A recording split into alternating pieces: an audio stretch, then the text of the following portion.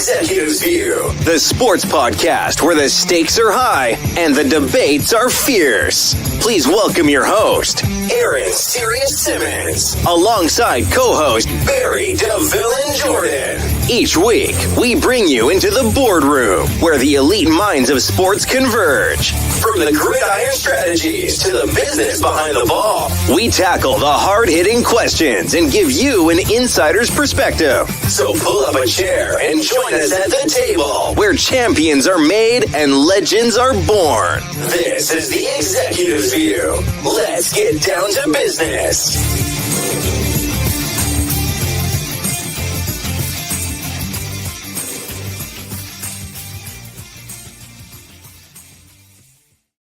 What's going on, everybody? Welcome to the Executives View. This is the view from on top. You could be anywhere in the world, but you're here with the executives, and I do appreciate that, man. You guys know how I get down. If you see the show, share the show. We're all over the place. We're on Facebook, Instagram, Twitter, TikTok, Spotify. We're doing big things in big places, and definitely want to take everybody along for the journey. I don't do this by myself, man. I got a slew of brothers that are going to sit here with us and talk about anything around the world of sports. My co-host is with me, man, a little bit sleepy, so we're going to get him in and out as he sees fit. Villains in the building. What's going on, my guy, sir? How we doing? Villain, I got to feel me with no hands. It's been a rough day, but I'm feeling better. Good to see you. LG, what it do, baby? Holla at your boy, Chuck that deuce. I'm just sitting here watching my Huskies struggle with a Butler team that's under 500. Chandler, the Big East is here, man. They're back. Oh, yeah. Yes. Speaking of Unk in the Big East, Chandler, CK, Unk is in the building. What's going on, my guy? How we doing, sir? I'm all right, man. Just a little tired. That's it, a little sore, but that's old age for you. Oh, wow. I got no excuse there, right? I'm not looking forward to that, man. I'll be 41 in the next month, man. I'm getting old, man. Man. I got gray in the beard and everything. Man, I got Larry in the building with the fresh with the fresh twist and whatnot. What's going on, my guy? How we doing, sir? Oh, yeah. What's up, fellas, man? I had to get this hair redone. Hey, what it do, Barry? Hey, hey, Barry coming through. Hey, listen, you can talk about he coming down with a slab, man. Hey, he gonna be riding on poles, man. We gonna be like the candy paint dripping, you know what I mean? Yeah. Yes, sir. Yes, sir. He gonna have some swangers on his car in a minute, man. He been hanging out of town. Wow. Last but not least, Coach is in the building. What's going on, Coach? Hey, I want to say this, man. While Barry giving shots out to the Big East, man, I told y'all Cooper Flag must see TV, man. Ain't nobody. Duke isn't in the Big East last time I checked, but I mean, I guess. Nah, but he wanted to bring up college basketball. But I'm saying, man, Cooper Flag, man, is must see TV. Ain't nobody worried about him. Coach, what's going on, man? How we doing, sir? I don't know, man. I didn't realize this was college football. I mean, college basketball talk. I mean, it's like I'm not watching Texas play tonight. I'm not going to watch them get their teeth kicked in by Mizzou. So it's like you guys can have all the college basketball y'all want to. Like we're bad. We're a bad team. Rodney Terry's probably going to lose his job. I mean, but it's not really his fault.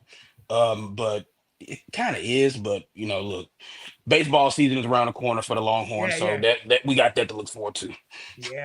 Yeah, man. So speaking of baseball season, I'm gonna start right there, man. You kind of threw that assist to me nice and proper. The 2025 Hall of Fame voters have voted, and we got 3 gentlemen in the Hall of Fame: Ichiro Suzuki, CC Sabathia, and the one and only Billy Wagner among the list of names that have gotten into the Hall of Fame. Coach, you said you wanted to cook, man. I'm gonna let you bat lead off here, my guy, man. Tell me where your head's at, my guy. Okay, so congrats to Ichiro, CC Sabathia, and Billy Wagner. So I'll break this down, because we got Yankee guys, so I'll let y'all talk about CC Sabathia. I just want to say, like, my favorite version of CC Sabathia, just me personally, because what he did in New York, but it's like a lot of people don't talk about that rental run in Milwaukee. Mm-hmm. CC Sabathia, he was fantastic. He put that team on his back and drugged them to the playoffs. Now again, it ended bad because he was pitching on literally like 2-3 days rest. In that last game, he got hit up pretty good. But like leading up to that, I mean, this is the guy who he only spent half the season in the NL and got like he finished like fourth or fifth in the NL Cy Young because he Mm-hmm. was that good. So again, like I said, Mhm. what he did with the Yankees goes without saying. But for me, I just wanted to like highlight that stretch. Like when you sign up for a rental. Now it didn't work out. Like the Brewers, of course, didn't win the World Series. But when you sign up for a rental, that's what you expect. You know, it was fantastic. It was like me being an Astro fan. The only thing I can compare it to is, and Larry knows what I'm about to say, the Larry Johnson trade. I mean Larry Johnson. I was talking about the Hornets earlier for somebody. The Randy Johnson Yeah, trade. Randy Johnson. Like where it's Yeah. like Randy Johnson did he you couldn't ask for anything else. It's like the bats went dead against the Braves, and I mean, Mhm. and that wasn't his fault. You know, so it's just whatever. So CC Sabathia, like I said, I'll let you guys talk about him. So then Billy Wagner, of course, I want to talk a lot about Billy Wagner because I mean, finally, this is the guy who should have been in the Hall of Fame. Over 400 saves. Look, I Hmm. was looking through some stuff earlier. 930 save seasons. Ridiculous. And I think Billy Wagner was the first or one of the first of what you like to see now. Hard throwing lefty closer. He was one of the first guys who like was put into that role. Mm-hmm. Um, it's just absolutely ridiculous that he just not getting in. I mean, he was 5 votes short last time, and I mean, look, Cooperstown is not a long drive from Pittsburgh. Really, might have to make it up there to go see Billy the Kid get inducted. Um, Ichiro, quite simply, one of the best players I've ever seen. Yep. I mean, Yep. like, I don't care what era, how old you whatever. Ichiro Suzuki is one of the best baseball players ever. It's just it goes. This is a guy who won MVP and Rookie of the Year in the same season. Only him and Fred Lynn. They've been playing baseball a long time. Only two guys have done that. He's one of them. He's a single season hits leader. Um, Look, all the Gold Gloves. I mean, just and he spent a big good chunk of his career over in Japan. And I always just wonder, what would happen. He probably would have had 5,000 hits if he would have played like if he would have started when he was like 22 in Mm-hmm. America, and then but then came over to so that is that. What I really want to talk about is the nerds who vote for the Hall of Fame in baseball. Yeah. The fact Hmm. that Ichiro wasn't a unanimous Hall of That's Famer, that part. That That part. part. unanimous. Yeah. Again, this is one of the best guys to ever like. How you feel about CC? How you feel about Billy Wagner? How you feel about that? It's like the fact that somebody didn't vote for Ichiro, if somebody looked at Ichiro's resume and was like, not the first time around. And that's the thing. That's the problem with the baseball hall. That you have these guys who, no matter what, they just feel like you have to like go through all of this to get. It's like Ichiro. That's a no brainer. You know, that's like yeah, he's in the Hall of Fame. There should be no one who says he is not a Hall of Fame baseball player. And once again, it's like I'm not going to say the writer's name because that's what they want. If we feed these trolls, we feed this guy who needs clicks, who needs somebody to look at his work and stuff like that. I don't do that. When these guys do bullshit like this, I don't get into it. You know, it's like we continue to have this process the way it is? I feel like we need to blow up and retool the Baseball Hall of Fame process. Hmm. A lot of these writers just it's not about them. And I get tired, and I think we all can agree. I get tired of these writers trying to make it about themselves. Because guess what? This writer is going to write an article about why I don't think Ichiro, and then a bunch of people are going to click on it and read it, and it's like, you know what? I'm not even going to give you the time of day, sir. It's like you should have your privileges revoked. You should not be able to even watch baseball anymore because obviously you don't know a good player. You don't know an all-time great when you see it. Because it's all about analytics and all about this, and it's like that has its place in today's game. But it's like there's no one who watched baseball, who watched Ichiro Suzuki play baseball, and say, you know what, he's not a first ballot Hall of Famer. And I just get tired of it. And it's just these jerks. And look, I'm not gonna mince any words. They make it about themselves, Yep. Hmm. and it's not about you. It's about the players. It's about putting the players in the Hall of Fame. You see the video of Billy Wagner crying there with his wife. That's what that's about. It's not about some writer who's trying to get clicks on a story. It's not what it's about. and I get so tired of it, and I'm at my wits end with these writers who take this beautiful thing, the Baseball Hall of Fame. It is a beautiful moment, and take time to try to make it about themselves. Yep. Yeah, I mean, I honestly, I agree with everything you just said. I'm not even sure where to go with this. CK talking, my guy, like, I think we was in the green room kind of going down the same trajectory that Coach went down, man. What say you, my guy? Yeah, I agree with you, Steve. It's ridiculous. It's patently ridiculous. You can't tell a story of baseball without Ichiro Suzuki. So how in the hell is he not a unanimous Hall of Famer? See, and it's been going on for years with these writers. They have no one should be unanimous. Why? Why? I mean, you've never played the game. Most of them are about 400 pounds. They got their belly hanging over down to their damn knees, and mad because they were never able to get on the field. So now you're the guardian. You know what I'm saying? You the gatekeeper. What are you gatekeeping? What are you gatekeeping? Because quite honestly, I agree with you. Billy Wagner, 400 saves. That's an automatic ticket punch. See, there's three types of Hall of Famers, honestly. There's three types. There are the compilers. Those are the guys that hit the milestones. 3,000 hits, 3,000 strikeouts, now 250 wins, used to be 300, 500 home runs. That's an automatic ticket punch. Period, end of story. It's automatic ticket punch. Then you have the guys that you can't tell a story of baseball about, okay? And then you have the ones where you can see it, but if they get in, fine. If they don't, you say, okay, there's those. Because, and I'll use an example, Andy Pettitte, because I was saying earlier Andy Pettitte should be in, but then Andy Pettitte didn't hit 3,000 strikeouts. He got 256 wins, but he started in an era when 300 was the mark. You understand what I'm saying? So he doesn't get in because when he started the ticket punch was 300 wins.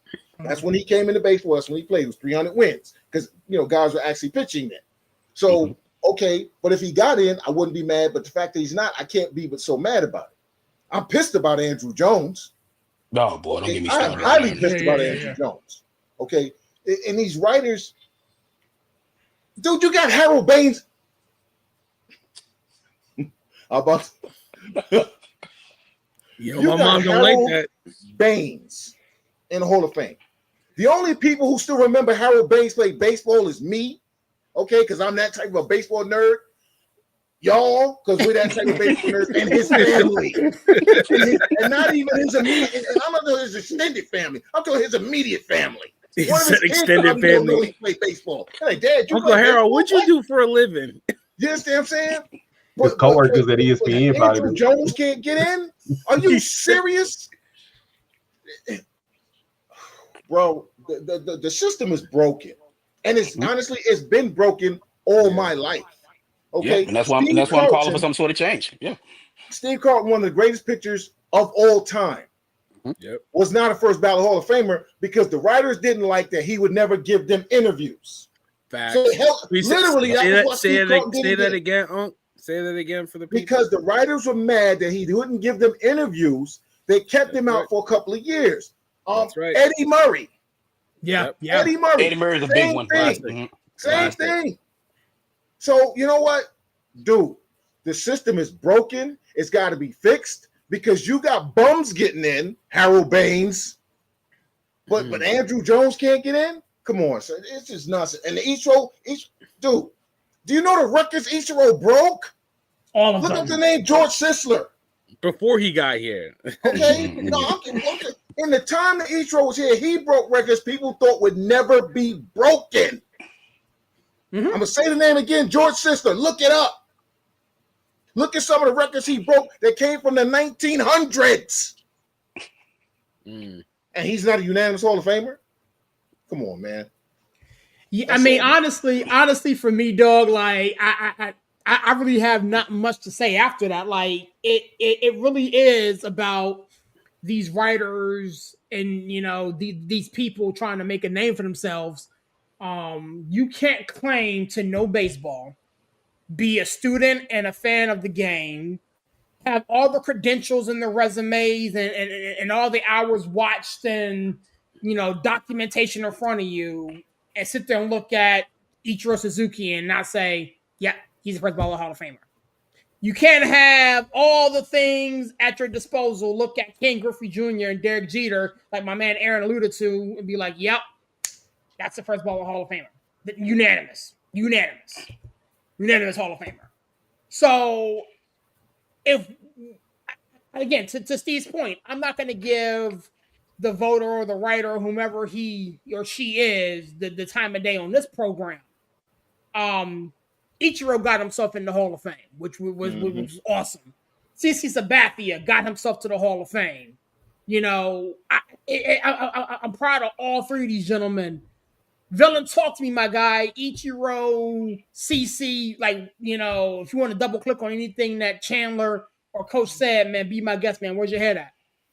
No, I mean, first of all, congratulations to Billy Wagner, CC Yeah. Sabathia, and Ichiro, right? They deserve it. I mean, if anybody didn't deserve it, you know, I challenge you to find them, right? Like those guys, CC Sabathia, everybody's right. His half a season run in Milwaukee was magical.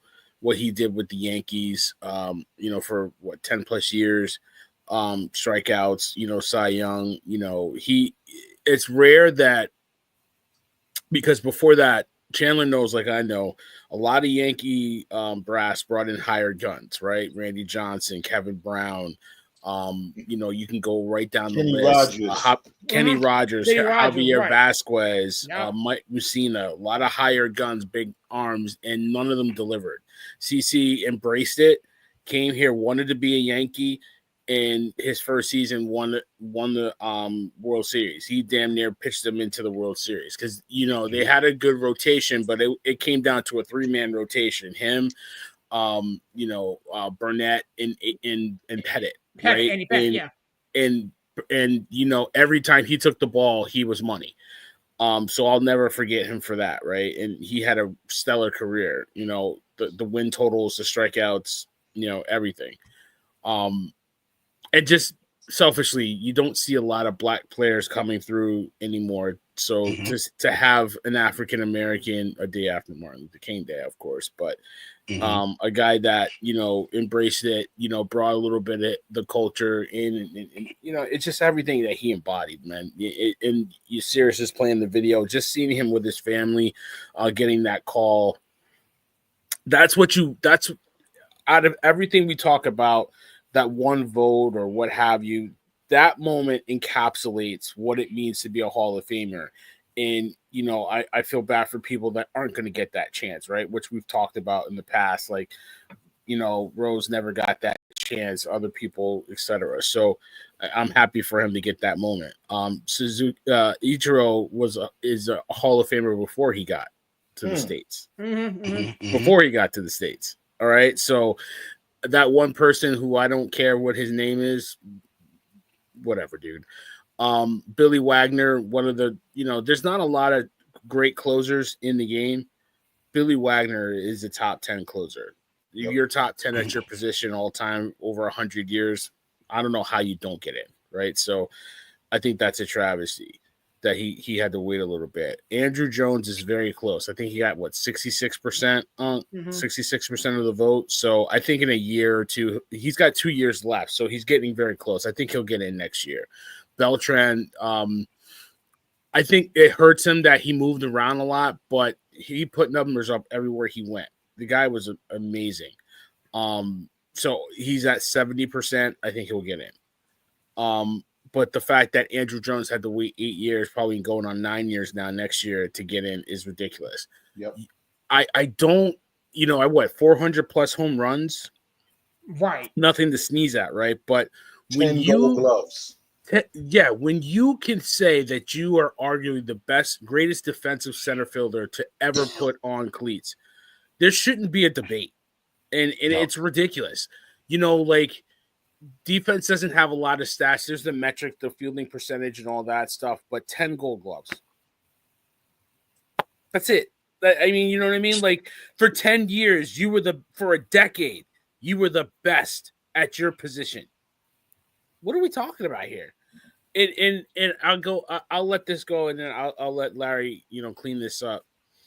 The writers, you know, it's funny that you're the gatekeeper But when you got rich, I've said this before. Shannon knows what I'm about to say. You got rich off of everybody in the steroid era, writing the articles, selling newspapers, selling magazines. You parlayed that into getting onto ESPN on First Take or First Things First. Speak all those shows that the sports reporters. You The talking parlayed heads. that. Yeah, talking heads, right? But sports reporters was one of the first ones, right? You're right, boys. Yep. So you parlayed an article that maybe a region of the country read into a TV show that went national. You got rich off it just like everybody else, and now all of a sudden you're high and mighty keeping these dudes out of the Hall of Fame, right? Or if Barry Bonds was not the nicest person either, right? He didn't talk to the media as much. But it's like you got to play two games. You got to be one of the best on the field all time, but then also you got to kiss these guys' ass to get. Sorry, Mom. You got to kiss these guys behind to get on their ballot. I mean, come on, man, that's garbage. So, like, I hate the fact that the writers, the guys that never picked up a bat, are the ones that say yay or nay. I think it should be a player's vote.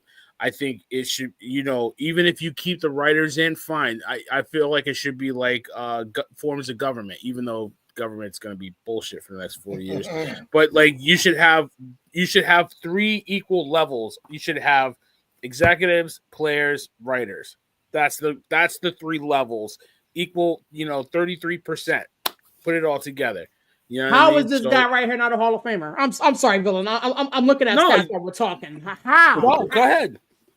Go ahead. I'm good. Because I've said this for years.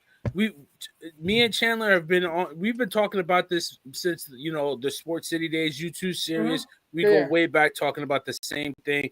Go ahead, state your case. For Andrew my man Jones. has 434 home runs, 10 Gold Gloves, 5 All-Stars, 1,289 ribbies, a batting average of just under 255, and this guy is not a Hall of Famer?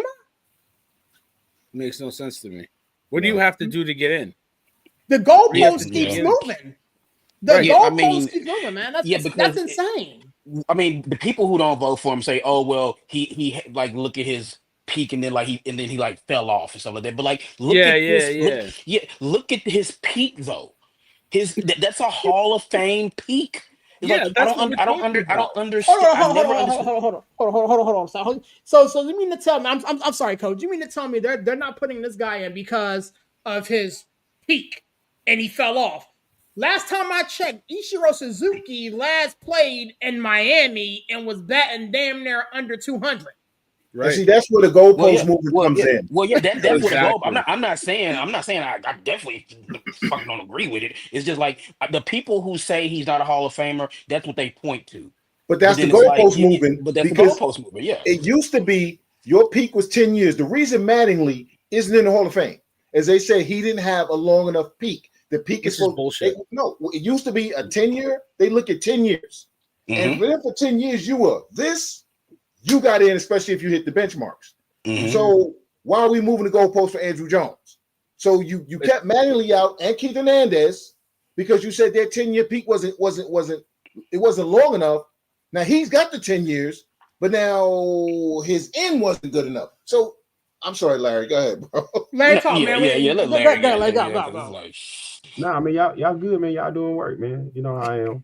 I'm gonna say it like this, bro. It's just me, man. I hate all of this Hall of Fame process, and I'm not just talking about baseball, bro. Like real talk, man. It's one of those things where, we all have jobs, right?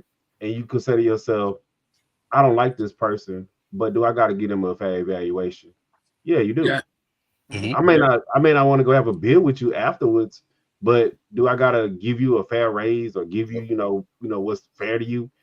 Yeah, you do. And these motherfuckers not doing their job. Like they're not doing their job because you didn't show up to my kid's birthday party. Oh, you didn't autograph this ball for my kid or some stupid shit. Yeah. And you look at it and like I'm going here with it, right? People criticize basketball because they say they let too many people in. Basketball looks at it like, hey, you play basketball in fucking third world country and you scored 8,000 points, you get in the damn Hall of Fame.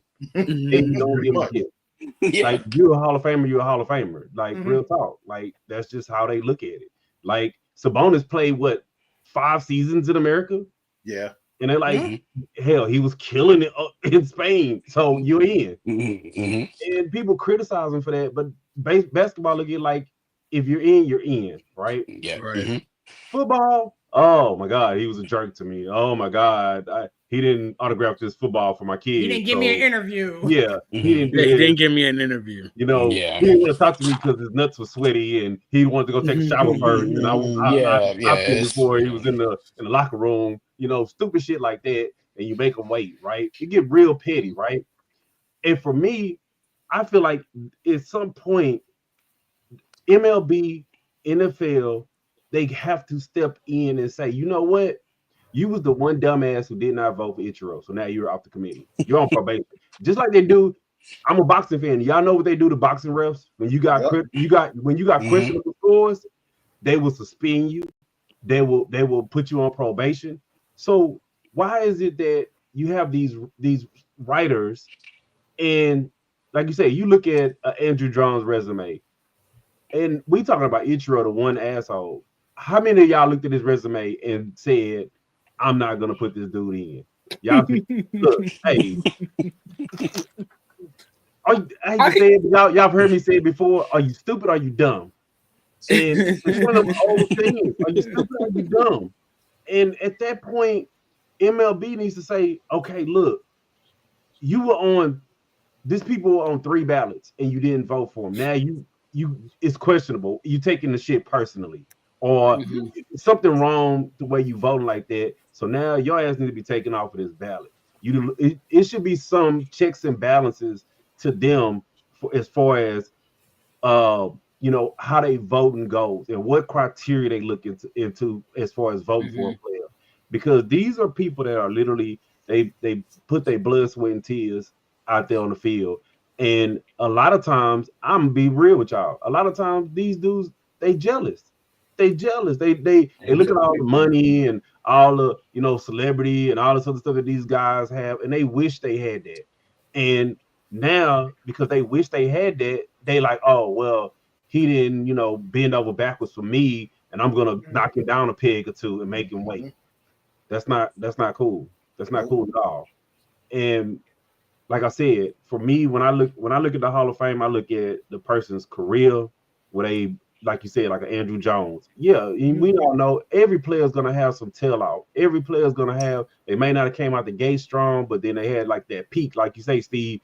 If you played 12 seasons and you had an 8-year peak, you're a damn Hall of Famer. Look, hey, look, y'all may not agree with me, but like me, growing up, dude, I was a Darryl Strawberry fan. Darryl Strawberry is a fucking Hall of Fame, bro. I don't give a shit what you say. Drug use or not drug use. Hey, look, people don't like him, and they won't even vote for the dude, right? But if you look at his peak was amazing, like really amazing. And he was everything. He was everything to me, man. Yeah. Aside from the dude got 3 World Series rings. Like, dude, like you cannot tell me that these dudes are not Hall of Famers. I'll go even further. So if we're talking about the Mets and people get into all these like advanced analytics and stuff like that, Chandler, Keith Hernandez, bro. All-time leader in WAR. All-time leader in WAR. And they didn't vote him in. Not even on the senior committee they voted him in. And like I say, it gets to the point where now it's like people are so pissed off watching this stuff, and they feel like, oh, it's so sacred. It's baseball Hall of Fame, dude. If you got 7 people that are worthy of Hall of Fame, put 7 people in, bro. Don't be like, oh, well, we only need to have 3 people. I'm gonna be honest with y'all. I watched the Pro Football Hall of Fame. I catch the NBA or the Naismith Hall of Fame. I couldn't even tell you what time the goddamn baseball Hall of Fame come on, because nobody probably even want to watch it because it's gonna be every bit of 20 minutes, right? Well, they stretch it out. It's just like they tried to try to stretch it out. They tried to stretch it out, or whatever the case may be. It's like the the 3-hour SmackDown that's only built for Yeah. Hey, 3 hours of mommy, I could do that. They're taking money out of these guys' pockets. That Do too. you know That's what I was. how That's much the more point. you can make at an autograph signing session if you got HOF after your Put name? that HOF on it. Yep. Not Or even. just not, yeah, just getting in, right? Yeah, Like but it's not the even that. difference between getting It's. Keith I think it's a Hernandez and difference in the Hall of pension Famer Keith too. Hernandez. You could raise your price, Yeah, to but I get think in. it's. I And think it's a different in your pension too if you're a Hall of Fame. And some of these guys actually got that into their contracts if they make the Hall of Fame. So I don't like that aspect of it. But like I'll circle back around to the actual players. Ichiro, I think y'all hit it out the park. Billy Wagner, man. Billy Wagner, me and Steve, we Astros fans, man. Look, Mhm. getting to that night, bro, he was closing the door. This dude had like 5 seasons of an under 2 ERA. yeah, Don't And forget the I'll no go, hitter. Don't forget the no hitter he was yeah, part of as a closer. yeah. Yeah. And I'll Mhm. hey, look, hey, me and Steve, we know. Look, he was on some pretty bad Astros teams. To get He was 40 some saves, terrible, yeah. terrible to get Astros 40 teams. Yes, saves he Mhm. on some of was. them Mhm. teams, Mhm. bro. That Yeah. means you were closing like, yeah, you probably saved all 40 of their wins, literally. And Yeah, yeah, yeah, like yeah. real Of talk. the 67 wins that season, he saved like Yeah, 35 of them. So like, yeah, it yeah. was. That's some pretty hard stuff to do when you're not getting opportunities every other day to save a game. But and when it comes to CC, man, look, hey, I love CC, man. Dude got an amazing shoe closet, man. That dude, man, look, hey, CC, man, hey, and then to Yeah, see a African American pitcher doing what he did. I love CC, man. CC was the first dude. I'd be like, man, look, dad bod, man. He probably was the president of the dad bod club. He Yeah. was like, look, hey, I'm coming in, stomach and all, hey, but I'm striking out people left and right. And then I'm gonna just close up and say this, man. This is the part that it pisses me off about the whole baseball Hall of Fame, right? We've talked about on this show how they drug Pete Rose, they drug him. Even on the year that this dude passed away, y'all didn't even say, you know what? Let's do something special. Let's just, hey, Let's make it right. yeah, let's Mhm. make it right, bro. We know we didn't do it while he was living. Let's just make it right. How much of an assholes do y'all gotta be to say we not even gonna make it right after this dude passed? The same group of assholes that decided not to make Ichiro Suzuki a unanimous Hall of Fame. Well, Assholes. those guys. The Mhm. same assholes, and I think I said on the sub, I'm a Barry Bonds fan. I don't give a Mhm. shit what nobody say. Barry Bonds was a Hall of Famer before the Royals. Yep. I Look, mean, yeah, we know. Everybody We knows all that. know that. Yeah, but y'all everybody the know that. same That goes without assholes. saying. You, Yeah. you, Look, if you don't know that, then you shouldn't be voting. no, You, like, dude, Exactly. exactly. Exactly. I'll go even further with y'all, dude. And I'm not saying this because it's Astro, dude. Before the steroids, Roger Clemens was a Hall of Famer. Yep. Everybody Every Again, knows year. that. again, We know that. That's the we know thing, that brother. already. Yeah. That's the thing. We know. And like it's Common just the sense ain't fact always that common. you're keeping them out. Uh, you're just keeping them out to save face. Like Dude, you're saving the game of baseball. I can Like see we're so you beyond saying, that at this point. Like it's how long has it been?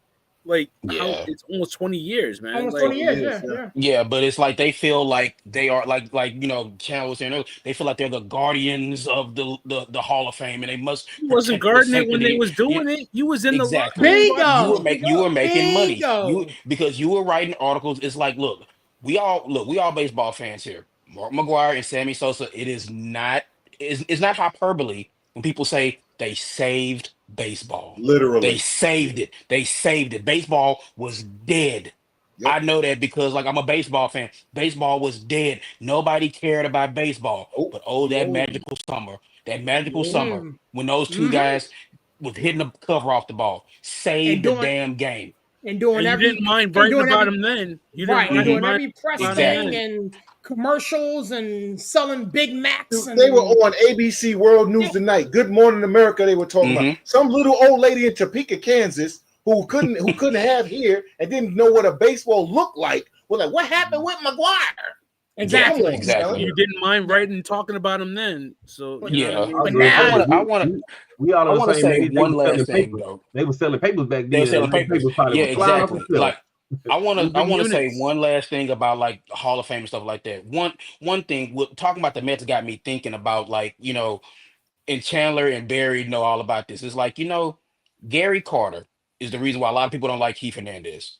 Kid. Because Gary, because he's the kid. I'm squeaky clean Gary Carter, and then look at this mustache motherfucker. It's like, oh, Keith Hernandez. Yeah. Look at him. He's from St. Louis. But anyway, so Gary Carter. The Gary Carter slander on Keith Hernandez goes a long way because people like Gary Carter because he's the kid, and that's Yeah. taking nothing away from Gary Carter, but Chandler and Barry know like their relationship was very Yeah, because tenuous. it was the whole cocaine thing and everything else. Yeah. But yeah, you're right. Gary Carter, because everybody loved Gary Carter. Everybody loved Gary Carter's Carter. he And then apparently Gary he's Carter, a saint.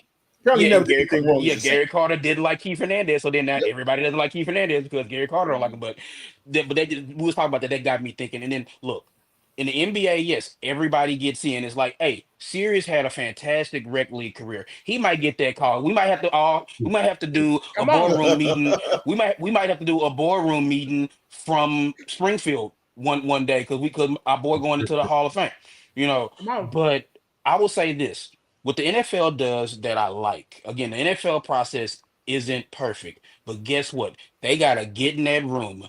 And when they say somebody don't deserve to be in the Hall of Fame, they got to stand up and look everybody in the face and explain to them why so-and-so doesn't belong in the Hall of Fame or why so-and-so does belong in the Hall of Fame. And I think with baseball, we need to shrink the voting pool, number one. And then number two, they need to all meet in Cooperstown, whatever like that. And they need, and when this asshole stands up and says, I don't think Ichiro's the first ballot Hall of Fame, I need you to explain it to me.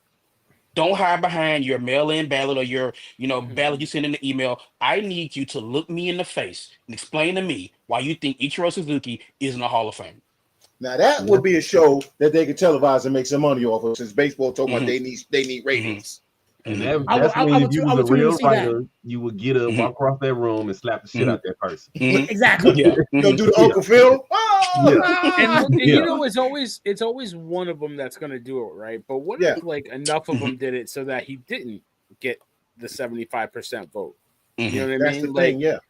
Like, And then, but you know what I mean? again, but the thing is, villain, you cannot sit there in that room allegedly, claim to know baseball, watch the same game, look at the same numbers, and have Ichiro Suzuki's name come up, for example, and 75, and he not get the allotted number of votes. Exactly. There's no way. And again, the fact that he wasn't unanimous, to Steve's point, you need to explain that to me, bro. You need to put your big boy pants on, get up in front of the group, and explain to me how we're looking at all this metrics and all this video and all this tape, and you're looking at all the same stuff, and you figured out something else. You need to explain that to me. And if you can't, then we need to look at your access to get into this room. Need to He pull just his wanted to vote be right that then and guy, there man. on the spot. Make it like Survivor. If Yeah. you can't Yeah. justify what you did, we pulling your vote right now and voting you off the island. Well, you know what? Yeah, he just I wanted to want be say that this guy, real man. quick. He just wanted to be that dude, just like He with had to. Jeter and Griffey, man. So He had I'm to. not Yeah. even trying to stress on it. But you know what Right. I'm gonna say? This is what I don't like about the whole baseball process, right? And even the football process, because I'm a numbers dude, and anytime you got a bunch of people and it's a percentage you got to get, and then there's new people coming in, people coming off the ballot, you know what's gonna happen? That goalpost is gonna keep moving. It's gonna keep moving because you're looking at a percentage. I'm a fan of, hey, you get 150 votes, you in, or you get 200 votes, you in, because that percentage is going to keep changing because there's going to be more guys coming in, more guys coming off. But Steve, you kind of hit it on the head when we was like, what were you looking at? Dude, I think he barely even got like 60% or 20% or something. It was real low. Dude, King Felix, dude, they're division rival, bro. And if you were watching the game and He's you a saw Hall of Famer, bro. King He's a Felix, Hall of Famer. Yeah, yeah. the dude literally had a losing record with a damn near 1 ERA with no run support. If If How do you have an ERA under 2 on a losing team yes, and win the Cy Young? yes. If you Explain watch that one. any of his games, explain to me how in the hell is this dude?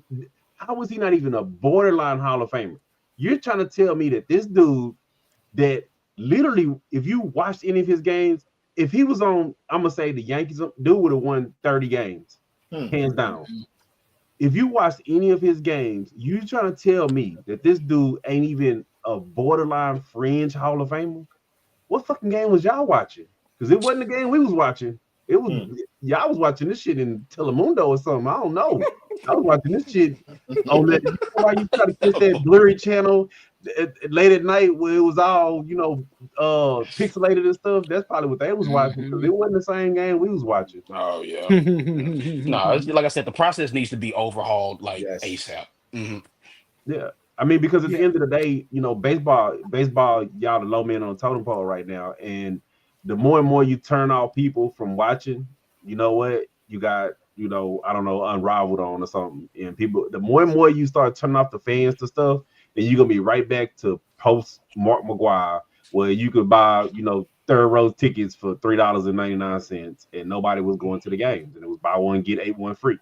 You know, it was bring your whole crew and you can sit wherever you want. But they're gonna have to do something because at the end of the day, like I said, when you look at the echelon of sports, is NFL, NBA, hey, NHL's making a run at them, hey, WNBA's making a run at them, and now you're gonna look at baseball and it's like, yeah, I'll watch it when nothing else is on. Yeah, if I ain't got nothing else better to do and I got free tickets, I'll go.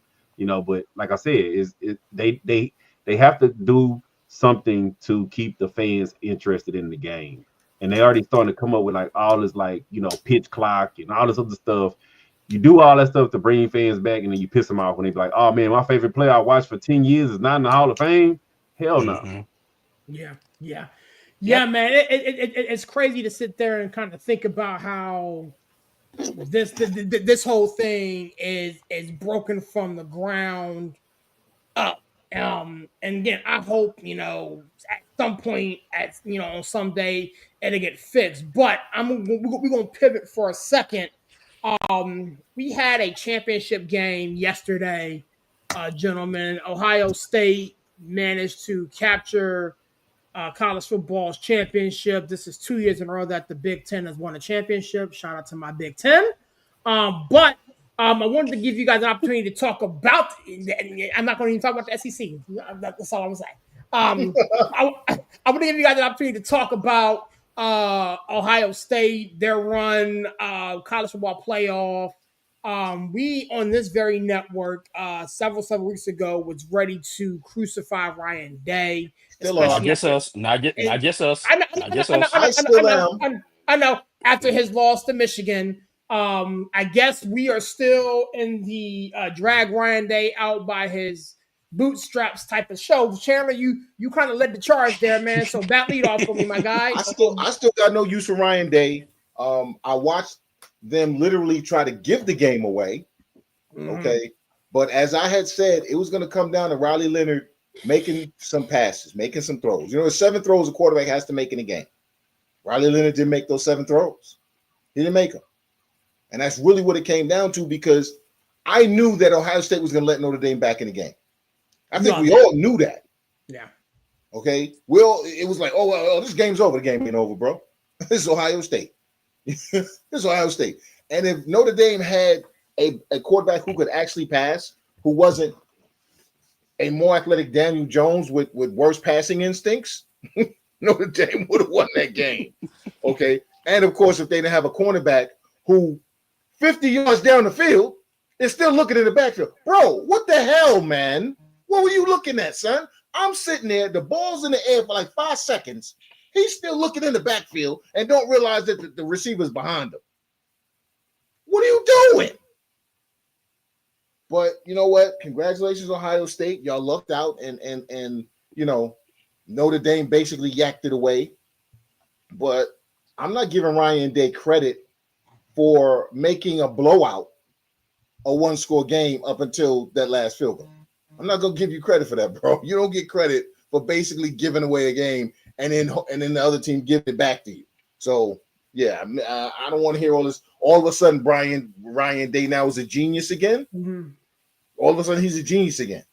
Okay, y'all went out and had to go get Chip Kelly. Oh, and you spent the most money of anyone in the transfer portal, but now there's this revisionist history that no, it was all the fourth and fifth year and sixth year and seventh year Ohio State players. That's why they won.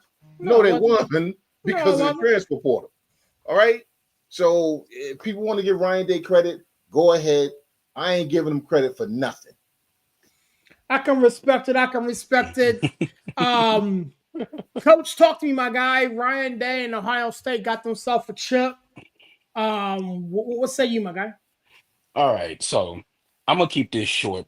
Look, $20 million is the number. This is a $20 million team won the national championship. That's taking nothing away from Ohio State. I bring that number up because now what you're going to see is it's going to become like NFL free agency. I mean, it's like with NIL stuff like that. It's like these teams like Oregon. Oregon is like, well, maybe now we need to spend more money. Like Alabama, like all these teams. We need to just throw more money at it. We now, and it's look. Ohio State got up off the mat, and Michigan triggered something in that team. And Chip Kelly, because I'm gonna take Ryan Day gets no credit for me. Chip Kelly. Chip Kelly was calling plays he probably hadn't called since he was at Oregon. He reached deep into his bag during this playoff run. Now, having Judkins and Henderson, that helps a lot. That helps a whole lot. Having Smith, that helps a lot. But like the innovation, the imagination, like I said, Chip Kelly hadn't been calling plays like that. He ain't called plays like that in 10 years. So he did a wonderful job in the playoff. Um, I will give Ryan Day a little bit of credit. He and Chandler, you have to agree with this. Ryan Day, for the most part, got out of the way. Okay, yeah. He didn't overcoach this team. He didn't panic when they could have panicked. After the Michigan loss, they could have panicked. It could have fell off the wheels. They had a very good Tennessee coming in there, and it could have fell apart. But they didn't. He stayed steady, he steadied the ship, and the team fed off of that. So I do give Ryan Day credit for not freaking out, and just staying out of the way and just kind of tell everybody, okay, take a deep breath. We're not winning the Big Ten, but we can still win a national championship. And that was a big thing. And then this is what happens in with the old system versus the new system. Old system is like you don't win the Big Ten, you're not going to be in the top four. Everything's bad. But like with this 12-team system, it's like, look, let's not act like Ohio State is not the eighth best team in the country. They were the eighth seed, but they were not the eighth best team in the country. And I think we're gonna see this happen where it's like, yeah, let's just say next year, like say, oh well, I don't know, Oregon lost a game or two or whatever like that. Oregon is the 9 seed, but then Oregon ends up winning the national championship. Yeah. Because I mean, let's not forget what Arizona State was the 4 seed, Boise was the 3, and I think that's going to change. They've already started to kind of like put the seeds out there that they're going to change this whole like seeding system and stuff like that. So I'm interested to see if it takes place before next season or they'll do it again this coming up season and then next year they put it in place. But the playoff as a whole was kind of lackluster. I feel like Texas Arizona State might have been the best game of the whole like It was. playoff. It was. Yeah. Like again, it's like Penn State did that thing against SMU and in Boise State until Notre Dame Penn State might have been the second best game. You know what I'm saying of the playoff. Yeah. But like I feel like the playoff was kind of and it's too long. There's no reason why the championship game. And again, I love college football, but it's just like I felt like the the championship, the semis should have been when the final was. I feel like Yeah. here we are. Well, it was the 20th of January yesterday, and we're just not settling this. And then they don't want to change the transfer portal days and stuff. They need to change that because you had Yes. kids who you got kids, you have guys on the Ohio State team and on the other playoff teams who probably want to move on, but now because it's past the date to do that, it's like now they're kind of I don't want to say stuck, but it's just like so there's a lot of things that need to be retooled and reworked with that as we look forward to next season. But big ups to Ohio State. And I will say this serious because I've been trying not to say this, but I will say this. Okay, the Big Ten is the best conference in college football.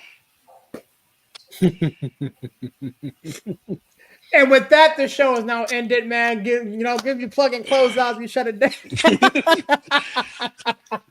I'm gonna throw this around to Villain and Larry, but I'm gonna throw some sauce on it for a second.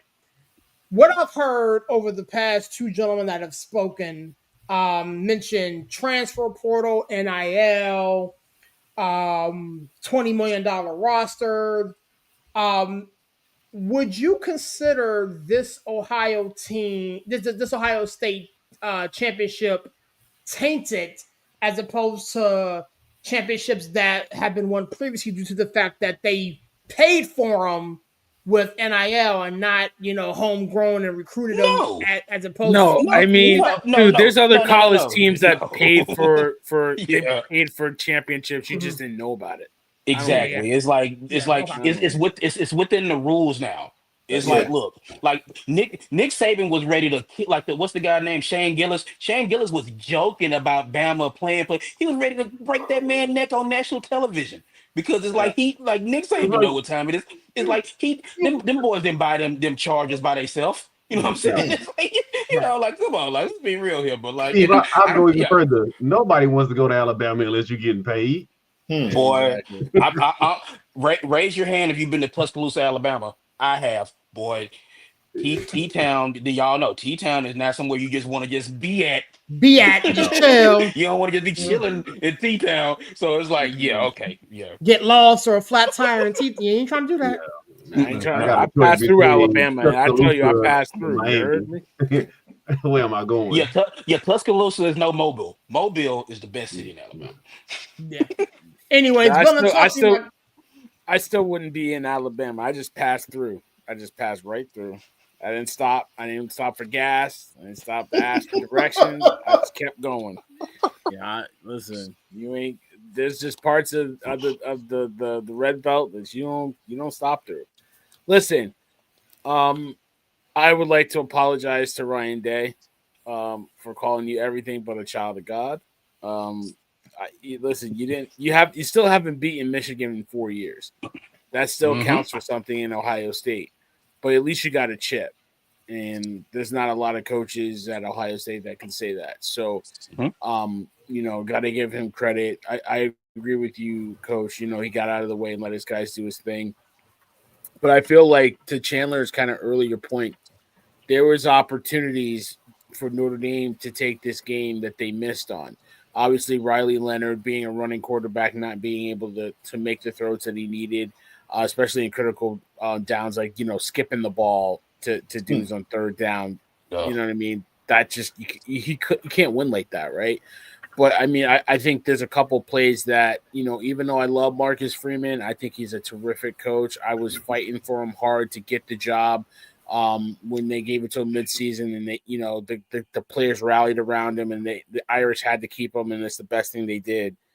The fake punt Oh in the boy. third quarter, Yeah, what was that? I think that Ooh. turned. I think even though it was, they were already down and you needed a desperation play, it gave them a field goal, and that field goal, when they started going their 2-touchdown with two-point conversion run, Mm-hmm. it still made it a one possession game, but it would have been a lot closer, right? So Yep. I Mm-hmm. think that hurt a little bit, and then the short field goal by Mitch Jeter, who's automatic, right? Who's been a really good kicker for them, kicked them into the championship game. It's easy to question that because he missed it. If he would have made it, it's a closer game at that point too. Yeah. Would I have gone for it? I don't know. I'm always in the mindset of take the points. But once it starts to get to the third and fourth quarter, you got to start thinking about, all right, I don't have a lot of possessions left. Mm-hmm. And like I said, Jeter missing it made it worse because he doesn't typically miss. He's one of the better kickers in college football. So I think those two plays kind of killed him. But to Unk's point, man, Riley Leonard could not win the game for him, and that hurt him. I thought the defense kind of got blown up a little bit, but they tightened up in the second half. They kept it close, and Notre Dame fought, and that's kind of what you've been seeing from this team this year. But give Ohio State credit. Everybody's going to say the best college team money could buy. So what? They did it.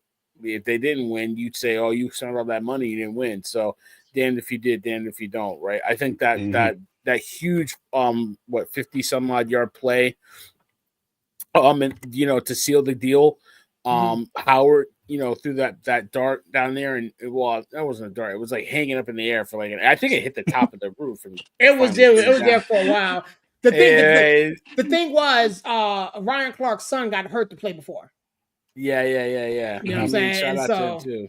You know. But listen, he made the throw, a guy that early in the season you didn't even think would be the starting quarterback, right? And to come out with a national championship, kudos to him. But I agree with Coach too.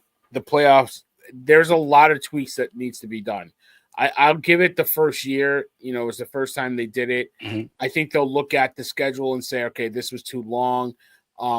It's because of the conference championships, and then trying to run through, give the guys a little bit of a break, and then go through. So I think what you have to do, maybe you cut off one game of the season, start the college playoff a little sooner, and then December you're using that time to get into your playoff mode, right? I think because NFL, their playoff mode is January, so December should be playoff mode for college football.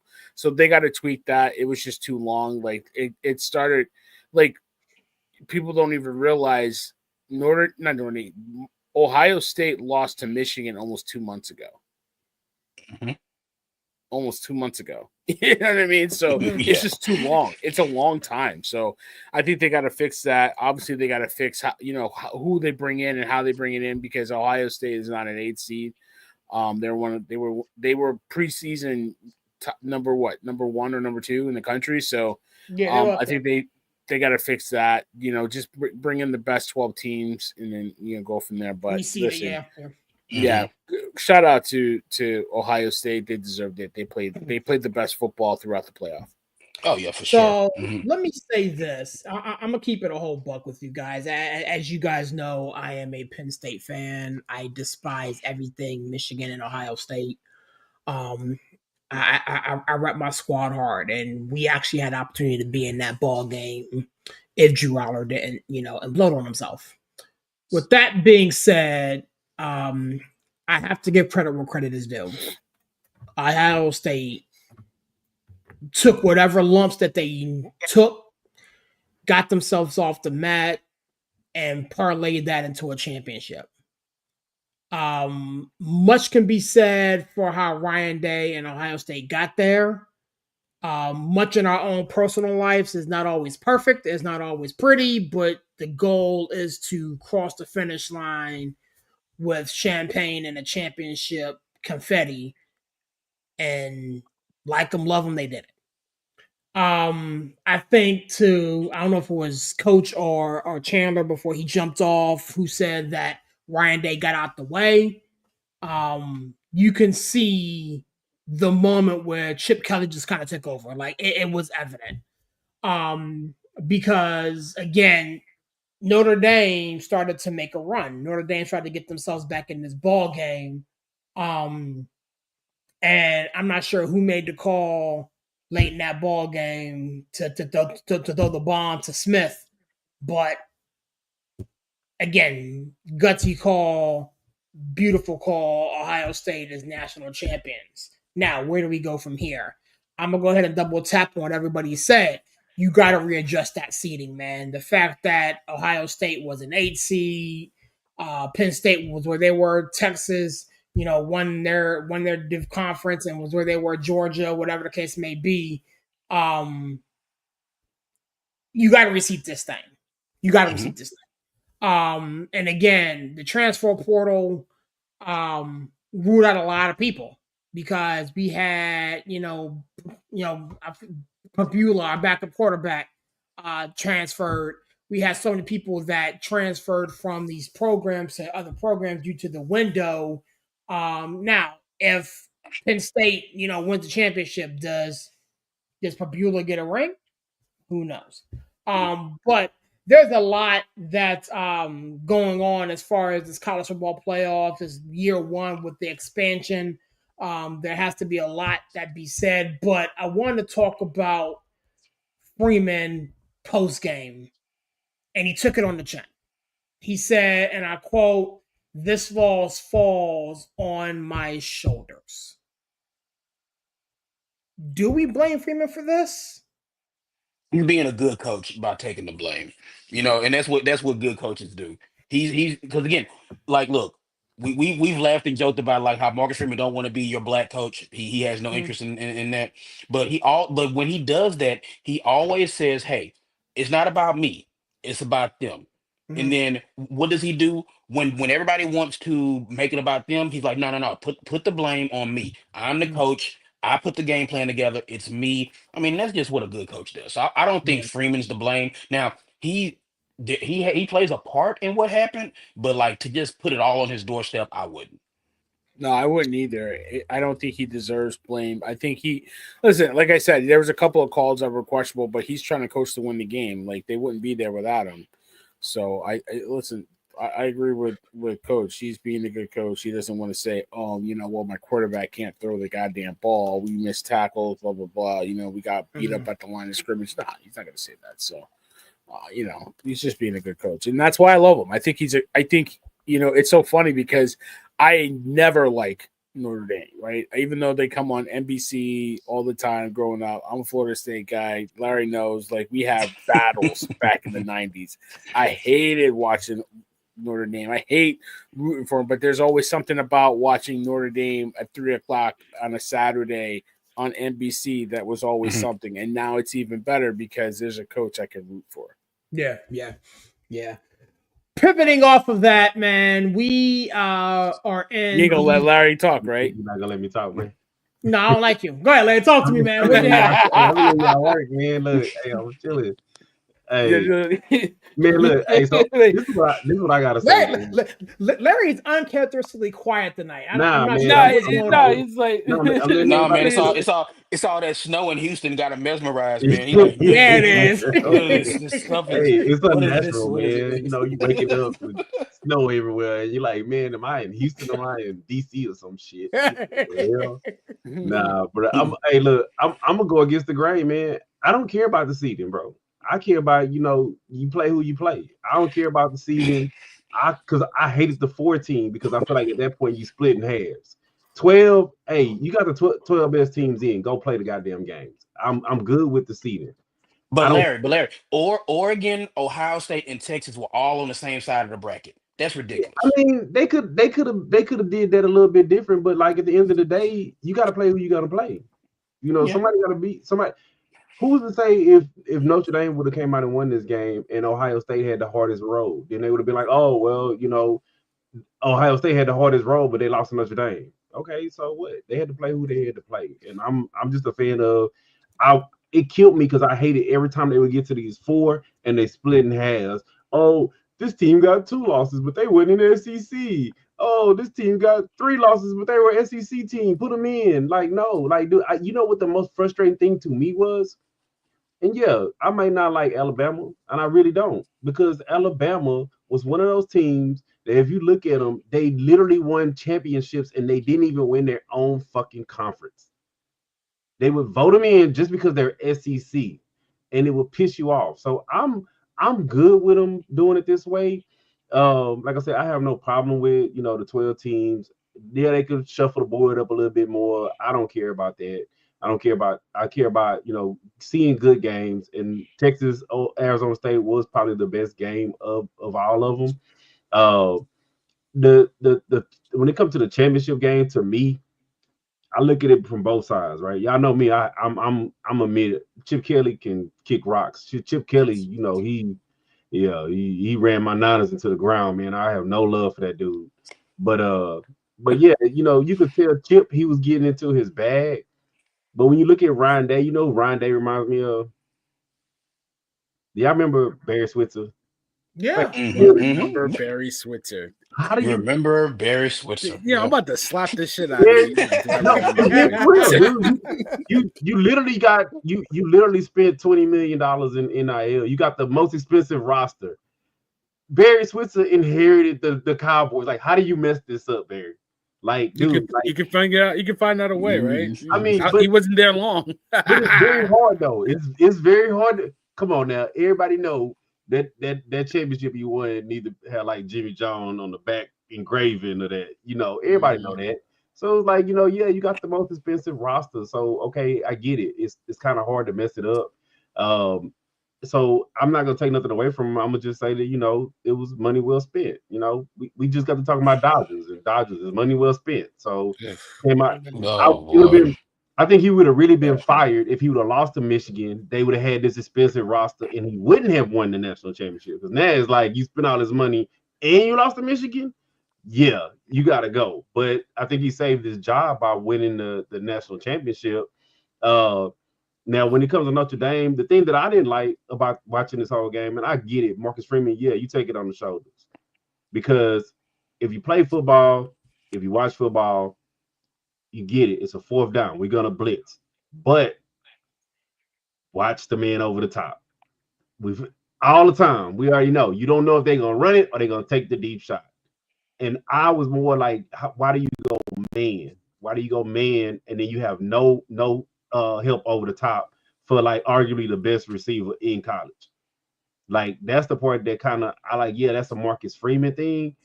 I'm not here to bash Marcus Freeman, but maybe I know you guys were watching wrestling. I was watching the game. This is the part. Brother. This was the part I got two screens, man. Hey, look. Every Monday we have to explain this to you. That it's like we have more like You don't get it. He don't get it. Guess what? Next Monday we're gonna have to explain to him anyway. Your focus went down. But you know what? Hey, so this was me, right? And y'all may not agree with me. This was the thing that I did not like about watching that game from the Notre Dame side, right? Notre Dame, you won games by mucking it up. We talk about Tomlin. Tomlin wins these. We muck it up. We make it all grimy and nasty. And yeah, Ohio State. Yeah, we might have threw exotic blitzes. They was literally playing like base defense a lot of the game. Like they really didn't run no exotic blitz. I didn't see a corner blitz. I barely even seen a linebacker blitz. Like, but could you afford to take those chances, Larry? Huh? Like, with the talent on that team, because I think they were a little faster. Like, but that's how you throw them off their game. That's how you throw them off their game because they wouldn't have been expecting it. They would have been expecting them to come back and play in they man because they've been playing man all season. They would have been expecting that. And think about it, if you was a corner and they expecting you to play man and you blitz off that edge, you didn't throw them all a loop. And it was like I didn't see Notre Dame muck the game up like they had been doing and winning.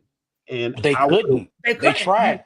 They couldn't. You saw that. Look, you say we wasn't watching it. You saw that first drive, Larry. Yeah, first drive, and then they went away from it. And then they went away from it. Because against a team like Ohio State, you cannot sustain that type of ball. You cannot play like that for an entire 60 minutes. You just can't. You know what I'm saying? And you have to hope Ohio State. You have to hope Ohio State messes up and you capitalize. But they could have mucked it up on defense, and it was like they was running a same man base defense against all that speed. They didn't throw nothing, no curveballs at them. And I feel like at that point, you're not mucking the game up. Like I said, you got to do that to a team. You got to throw their rhythm off. We've seen that's when Ohio State gets beat. You throw them off their rhythm. Chip Kelly is a rhythm coordinator. That's how he's always been. That's why he wants to keep that pace. He wants to keep you, on your heels.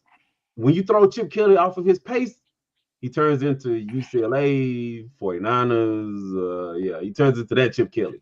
I mean, Will Howard was fantastic last night, though. I mean, I don't want to take anything away from him. He was fantastic last night. So he was, but like I said, even they was running design quarterback runs, and they literally wasn't even blitzing, even on plays that they figured he was going to run.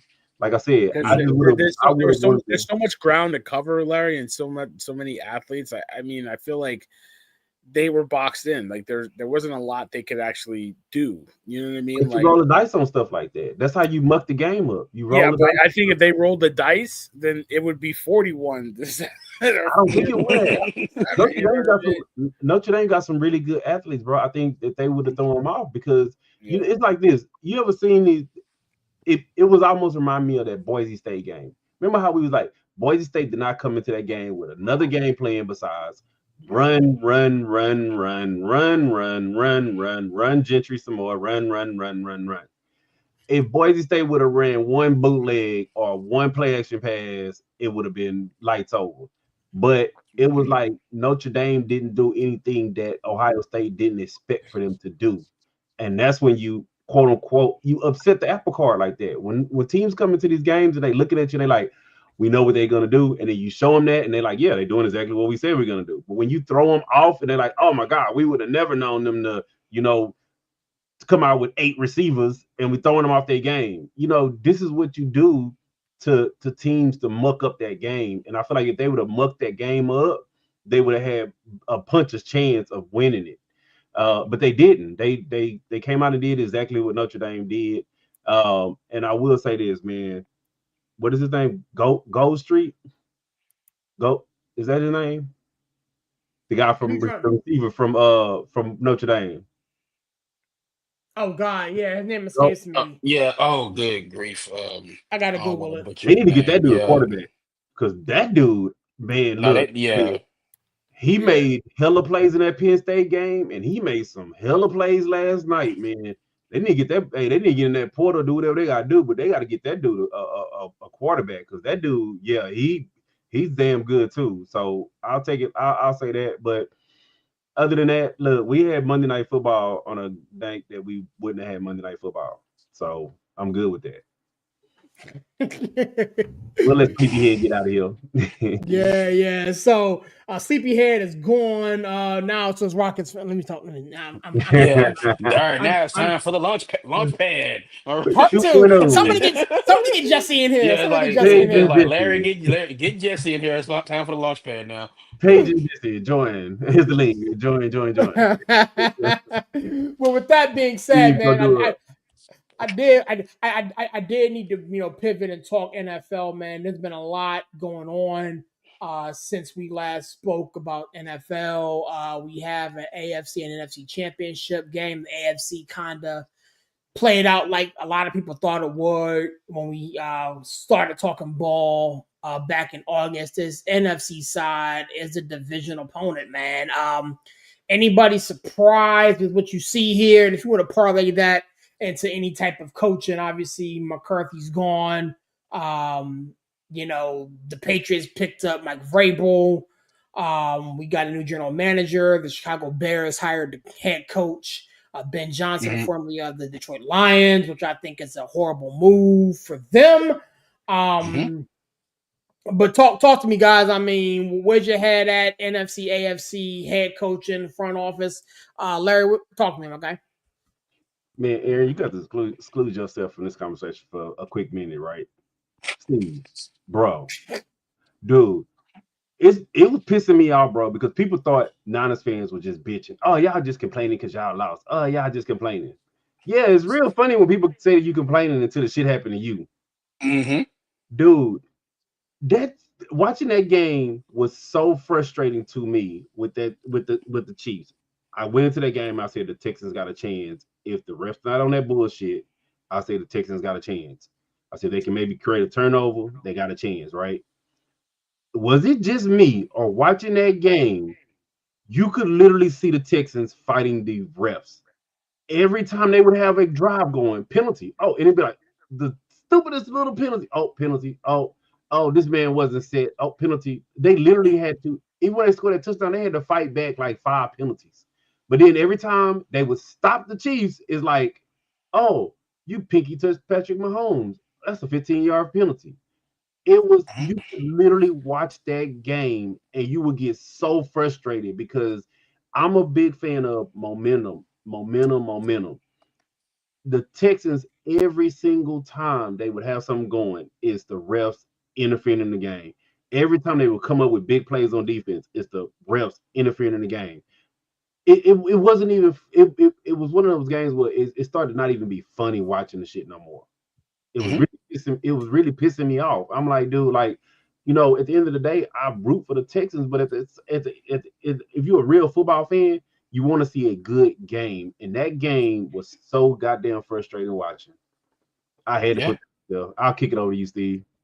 I mean, look, the Chiefs don't need the refs' help because I mean they're good. Getting all these questionable calls takes away from like what the Chiefs do. I mean, and then like, look, I'll say this. Even Troy Aikman was like, "Oh, come on." Like, he is doing it. He's supposed to be important. And even like Troy Aikman and Joe Buck are like, man, what is going on here? So when you have even the commentators who are employees of ESPN, but then also kind of employees of the NFL, they're like, hey man, like what's going on here? Like this is ridiculous. So when they can point that out, it's like on the one like Mahomes is a runner. The two Texans defenders hit each Each other. other. Dude, what And was it was even like crazy about that? They said that the replay booth could review it and pull the And, penalty, and they and yeah, still chose not and, to. it and chose chose nothing. not to, and chose not to. And look, I'm gonna be real though. It's like even with all that, the Texans' inability to see where 87 was at any given time, Oh yeah, that was a big reason why they lost the game yeah. too. So it's like we can sit up here and we talk about the refs all we want to. I mean, there were tons of questionable calls, but the Texans' inability to keep Chris Jones out of CJ Stroud's face and to not be able to find and then tackle 87, that was bigger than the refs, even though the refs played a part. um it's frustrating to see that because it's like I was joking with my wife. I was like, if the Texans wake up Saturday and decide to beat the Chiefs, they can beat the Chiefs because the defense is that good. And it looked like they decided to beat the Chiefs. The refs might have had another, and then it's just the offensive line. We talked about this all the time. Like CJ Stroud needs time. When he was given time, he was able to produce, but he wasn't given a lot of time. And it's like the Texans need to invest heavy into because you have this Ferrari in CJ Stroud, and you need to protect him. It's just you have this whatever I don't want to call it offense. Like you have these guys in front of him. It's like the reason like why was Shaq Mason even on the field? He could not keep Chris Jones in front of him to save his life. Larry Tunsil doing what Larry Tunsil does. He is just like, and he's your best lineman. No, And Steve. it's just like it's just I'm so frustrated. It's like I don't know what the like. Look, the Texans need to look at whatever free agent like guards and tackles are available and invest heavily in the offensive line because like why CJ Stroud is still cheap. We all love to talk about that. Why he's still cheap. This is the time to spend on the offensive line. Why he's still cheap. This is a chance to be like, hey T. Higgins, do you want some money? H Town's nice. I mean, it snow a little bit in the wintertime, but you're used to that in Cincinnati. But Yeah, what I'm saying. no It's state like, income tax. No state yeah, income yeah, tax. Yeah, yeah. It's like, yeah, but I just a tight end would be nice. Like Sirius knows all about this, man. I would love Tyler Warren would be perfect for the Texans. Oh, he would It's be just, great. you know, it's just this team. This is a very interesting offseason for this team because it's like, why you still have CJ Stroud cheap for another couple years? They need to invest heavily because the defense is set, I believe. You need to get a more permanent factor at safety because you got a guy on a 1 year deal back there. So I can see them drafting or like spending some money for a safety, but the offensive line needs to be retooled and rehauled while you still have CJ Stroud cheap. And it's just like man. Look, see, I don't want to turn this into the bullpen, hey, you know what I'm saying? But it's like, it's interesting to see what a young team like the Texans do because they're right there. They just need to make a couple little moves and and we'll see. But like the Chiefs, like I'm not gonna take anything away from the Chiefs because I mean again, it's like they couldn't tackle and couldn't find Kelsey, and the Chiefs' defensive line was just they were taking advantage of a bad offensive line, and that's what you're supposed to do. So I've been not liking that dude, man. But the Texans, they gotta cut bait with Titus, bro. That dude, Titus Howard is he awful. Yeah. Mhm. awful is saying he's 2 steps above where he's at, bro. He's Mhm. garbage, bro. Like, dude, it's so bad when you actually watch Texans games. The announcers be like, "Oh, they have the slide protection to help him."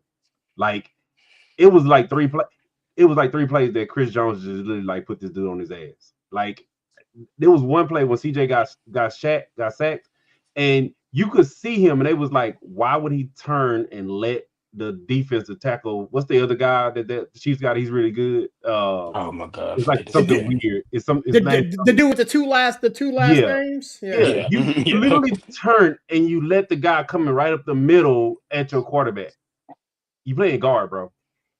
You don't allow pressure up the middle. Like it's like you watch Titus Howard, and it's like, man, this dude was a first round pick. They actually gave that dude an extension. They said, you know what? We moved him over, and he's gonna be better at tackle than he was at guard, and he's But back you at know what tackle. happened, Larry, is that like Titus Howard wasn't the guy they wanted. They wanted the guy that Philly drafted, and then they Yeah, they they panicked, and then they drafted Titus Howard. but you took him 3 rounds too early, and now you just don't Mhm. want to cut bait with him. But they're gonna have to build up that line. Like I said, I don't want to take nothing away from the Chiefs. The Chiefs, they are who we thought they were. But at the same time, it's like when you watch that game was actually much closer. It was 13-12. And you're like, okay, it's 13-12. What's gonna happen next? And then you're like, penalty, what? Penalty, what? Penalty, what? I'm like, and some of them when the replay booth, they don't make it no better. They go back and play, and they be like, you know what? That really wasn't. Oh, it could have been both ways. Oh, it's like, it just I hate to say it, but it puts a tarnishment on what the Chiefs are already doing.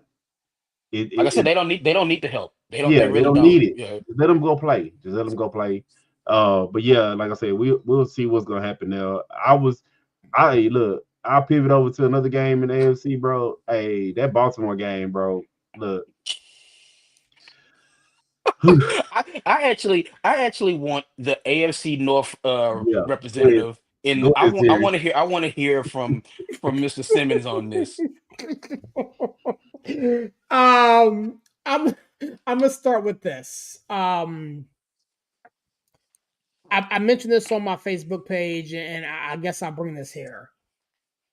I spent a lot of energy hating on Lamar Jackson. I spent a lot of time studying and watching Lamar Jackson because he's a divisional opponent. The thing that makes Lamar Jackson so damn good also is the thing that makes him struggle a lot. His inability to understand when to protect the football, take the throw out of bounds, whatever the case may be. You can't put this game on Lamar Jackson. Of course You not. cannot. No. You No, you can't put this loss on Lamar. I dare say that you can't really put this loss on Mark Andrews, because even with the fumble and the drop, the Baltimore Ravens defensively were not where they needed to be. I tip my cap to the Buffalo Bills, Josh Allen and company. He's doing this, making this another run to AFC Championship with no name wide receivers, and he and James Cook just kind of steering the ship offensively. I personally feel as though the game lived up to billing, if you will. I feel as though Oh yeah. out of the 4 games that we had the pleasure of watching this weekend, that was the best game. I like the fact that they had it in the primetime slot. Oh yeah. I do believe that even though the Baltimore Ravens lost, Lamar Jackson should be your MVP. I got into a Yeah. conversation, several conversations on social media about that. And even though I am the token Steeler fan here on this very network and many other circles, Lamar Jackson had the best season, in my opinion, of his career. It's a And regular season award. So, I and mean, and, and, and, and that's the thing. So with that being said, I was very, very, very, very into that ball game. I felt as though Sean McDermott and Josh McDaniels, wow. See where Joe my Brady. head's at. You mean Joe Yeah, Brady? yeah. Joe Brady Brady. called a masterful game. I do feel Harbaugh once again just couldn't. The curl just didn't curl. Like, like it needed to curl. It just wasn't curling. You talking And to the guy with the curly hair on the show? Yeah, right, yeah, right, right. curl. Yeah, man. And it seems to happen to the Baltimore Ravens more times than not in critical moments, especially in the playoffs. What happens next for Baltimore still remains to be seen. I'm looking forward to breaking down this AFC Championship game. But as far as the Ravens and Bills, I feel as though the better team collectively won. Yeah.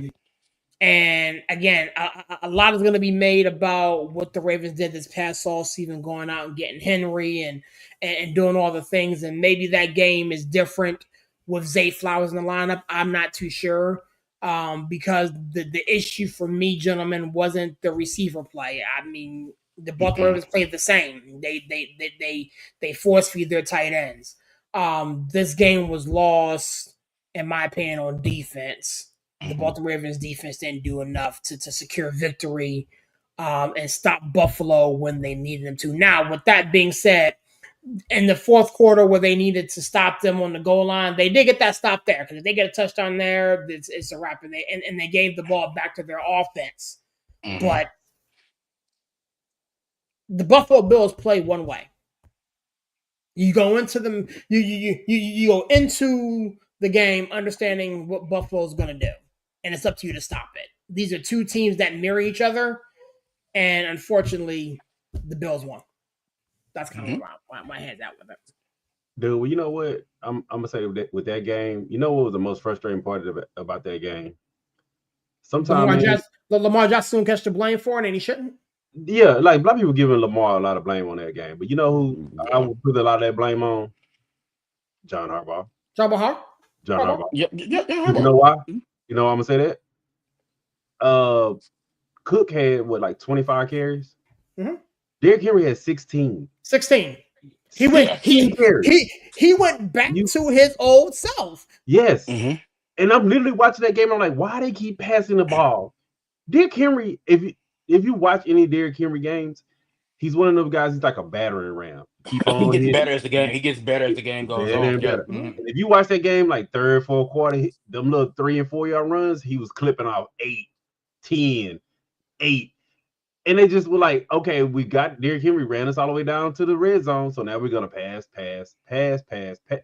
I'll go even further.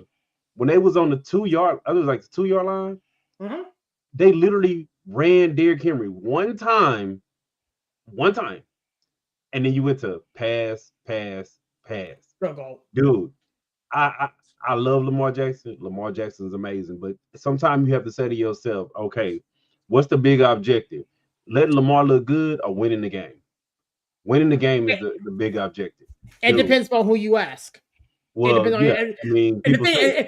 And the thing is, my dad says this a lot on the Steelers show. And again, Larry, I know you watched it. Yeah. You pay Lamar Jackson so much effing money, you almost feel forced. And you have to you have to fight the urge to put the ball in his hands at that moment. You have to fight the urge because, again, you got the big guy behind you. Put the ball in his gut, get the points, get out of the stadium with a win. Yeah. But, and again, this is what I said, in critical moments in these playoff games, Harbaugh throws up on himself. And he forgets that you spent all this money to go get Derrick Henry, take him away from the Cowboys and any other team that wanted to sign him. He gets you to this point. Like, again, I'm a Steelers fan. I have yet to talk about what happened in Baltimore. I have yet to talk about it. I'm not even ready to talk about that right now. But if you look at how that game unfolded, they ran the ball down our effing throats to get to this point. I don't care if you're in Buffalo. I don't care if you're in Baltimore. I don't care if you're on Mexico or the Gulf of America now. I think it's funny. But anyway, I don't care where you're at. If that's what got you to the dance. Yes, dude. Run the damn ball. Lamar, dude, if you look at that game, all he was doing was scrambling. It was no design runs. He literally ran for like almost 100 yards against the Texans on design runs alone. They had ran no design runs, and I get it. If you want to put the ball in Lamar Jackson's hand, right? Remember when they first signed Derrick Henry? I said, man, when you at that 2 yard line and you got Picard and Derrick Henry running behind it, there's gonna be a whole lot of boys making business decisions because that's a lot of beef running at you. And I'll put it like this: if you wanted to put the ball in Lamar Jackson's hands, think about this. You run a bootleg with Derrick Henry and Pickard. I would much rather take my chances with Lamar running to that other side of that goalpost, to that pylon against anybody else. They didn't even try to bootleg it. They just was like, oh, we just gonna drop back and let Lamar figure it out. Well, I'll say this though, like to that point though, I kind of get it because Ed Oliver was amazing Sunday night. He was controlling the interior of the line, and then Milano right behind him Yeah, Milano played well. Milano was all over the damn field. So I understand why they like maybe we don't, because it's like Ed Oliver was just taking up space like he do like that. H Town's own Ed Oliver. You know what I'm saying? U of H product. But like Oliver and Milano were so good in the middle of the field, and that's where the Ravens make their money, in the middle of the field with like Derrick Henry. So I can understand why they were trying to kind of stretch things out and kind of go horizontal. I mean, but like you still have to at the end of the day. And look, I had to watch my beloved Longhorns at the 1 yard line get cute too. You know what I'm saying? And it's like down on the 1-2 yard line. It's not the time to get cute. It's time to line up. Here we come. We coming right at you. Stop us. And look, it didn't work out for the Ravens, but I kind of understand why they didn't do that. But at the same time, boy, you gotta run it 4 times. Run it at him 4 times and see what happened. Hey, boy, we get the huffing and puffing on that third one. And like I say, you're gonna make some business decisions trying to tackle Derrick Henry at that too.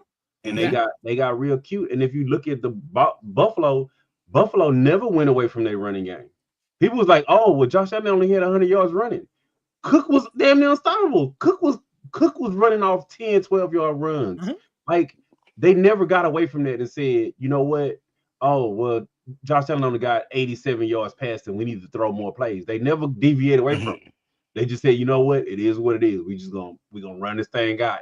If it's working, it's working. And it was like Baltimore. You see what Derrick Henry's doing, and it's like you will see Derrick Henry run a run for like 8 or 9 yards, and it's like pass, he will touch the ball for touch the ball for another, Yeah, I mean, and that's going to be a key to the Chiefs when the Chiefs get up early and they get the Bills to pressing and having Josh Allen throwing the ball, because it's like the Bills are at their best when they're balanced, and with Cook running the ball just as much as Josh Allen is throwing the ball, and that's going to be something to look forward to on Sunday. If the Chiefs get up early, will the Bills stay the course and continue to run it with Cook, or will they do what the Ravens did, last week and kind of get away from what got them there? But they've been balanced all year. They've been Cook has had an amazing season too. No, and that's what I'm saying. It's like that's what makes the Bills so good, because it's not just Josh Allen throwing the ball 40 times. They tried that and it didn't work. But then they're more balanced now, and then that's what makes them so good. And like I said, I'm just wondering if we're looking at this game Sunday and the Chiefs are up in the 3, and it's midway through the third quarter or something like that, will the Bills kind of like go back to their old ways and Josh Allen ends up throwing the ball like 37 times? So just interesting to see that. He was 16 for 22 for 127 yards on Sunday. And managed to get them, and that's all he needed to do. All he had to do was be efficient. That's it. Mm-hmm. Be efficient. And the thing with me, I think that if they go to KC, because I wanted to see a good game out of the two, but the Texans that already played, knew that one of these teams was going to play the Chiefs, right? I don't think Baltimore had enough to beat the Chiefs, even if they would have beat Buffalo. But I know Buffalo has enough to beat the Chiefs. Buffalo, that Ravens defense has been atrocious all year. They got better latency, but they have been atrocious. But Buffalo actually beat the Chiefs, and I think that Buffalo has enough to beat them. Buffalo's not scared of them anymore. No, Buffalo is not scared of them, and they can beat them in Buffalo. They can beat them in Kansas City. They can beat them in a phone booth. I don't think Baltimore mentally has gotten over that hurdle of Kansas City and Patrick Mhm, Mahomes.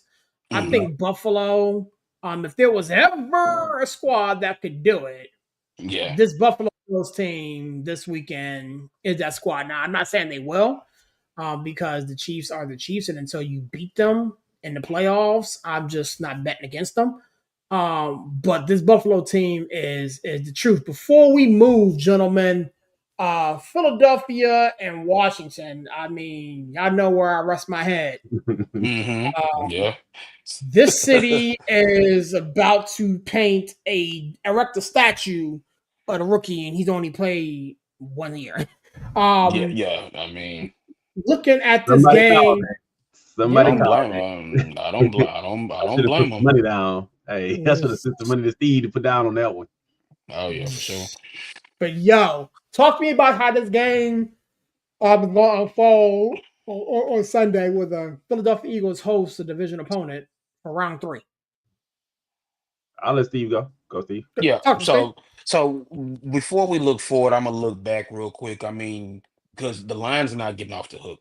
The line, ooh, yeah. Um, um, Look, man, y'all embarrass yourself in front of Barry Sanders. You know what I'm saying? It's like once again, once again, like in front of Detroit royalty, y'all embarrass yourself. But no, it's just boy, the Lions now need a new OC. The Lions need, I mean, they need Aiden Hutchinson back. They need to get that O line together. I mean, the Lions, I guess,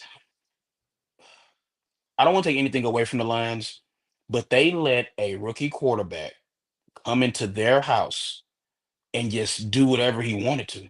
He You threw for know, damn near 300 yards. yeah, just because that Lions defense again, Campbell, like he's the offensive guy, but I mean it's like Campbell, like they were like, oh, defense, now they're missing their best player on defense, of course. Now that's gonna hurt any defense. So I mean, Hutch, get well soon, but this is what happens. Like the Commanders, and I'm not taking anything away from the Commanders won this game. The line, like people will say, oh, did the Lions blow? No, the Commanders went in there and they won this game Mm, because like Dan Quinn, much to his credit, I mean, like had a perfect game plan. Like Detroit is very finesse on the outside. And then you get in St. Brown and you get in Williams, you get in their face and you rough them up and you don't let them just run all willy-nilly. It throws off their timing. Ben, we know now Ben Johnson was looking at houses in Chicago. You know what I'm saying? So he was dialed. Probably wasn't dialed in as he probably should have been. But this game came down to execution. And it came down to the rookie quarterback wasn't afraid of the moment. And then it seemed mhm. like Goff, the guy who has been in the league a while, who has been to a Super Bowl, although he lost it, he seemed like the moment was too big for him. And I just look, the Lions, the vibes were immaculate. I mean, y'all, Terry had the buffs on in the locker room after the game. I mean, it's like you just let the Commanders come in there and just really push all around in y'all house. And I feel like the Commanders beat the Lions at the Lions game. The way the Mhm. Lions have been beating people all year, the Commanders beat the Lions like that. Which is very funny because it's like you hold a mirror up to the Lions and the Commanders like literally did what they do. So I'm all in on the Commanders. Like I love what they're doing. The Rams, I'll talk about the Rams on with the other game. I don't know where the Rams are going. I don't know what direction they have because it's like they're a good team, but then it's like they're good. That's just it. They're good. It's like they got to make a decision on Cooper Cup here pretty soon. Stafford isn't getting any younger. The defense has some studs. I mean, like Verse and these guys So the Rams are just there. So it seems I don't know what the Rams are gonna do moving forward. They finally have a first round pick after a couple of years, and Mhm. that first round pick needs to be an offensive guard or tackle or something like that. Because like, again, if they're gonna keep Stafford back there, they gotta protect them better. Because Mhm. what it came down to in that game was Carter had a field day. He was He went getting off. took. Carter was just he was in Stafford's pocket all damn day. That kid is electric. He was all over Stafford all day, and when it came time to really get to him, that's what they did. Um, But moving forward to the NFC Championship game, look, talk about the Eagles. Look, serious. I'm saying it so you don't have to.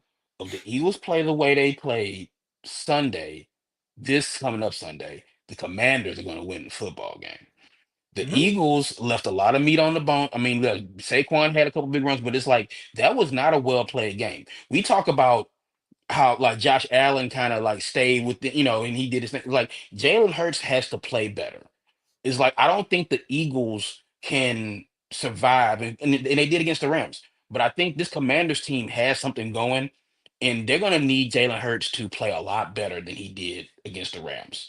Because if they do, the Commanders just might beat them. So I'm looking forward to it. If you ask me right now, I'm leaning toward the Eagles, but it's like this Commanders team is just it's something about them. They just I don't know. I don't know. They got Mhm. something going, and it's interesting to see how like no one, absolutely no one would have been like, you know what, NFC champ. If we would have asked anybody in August, you know what, my NFC championship game would be Eagles Commanders. No, Ain't no, nobody no, said that.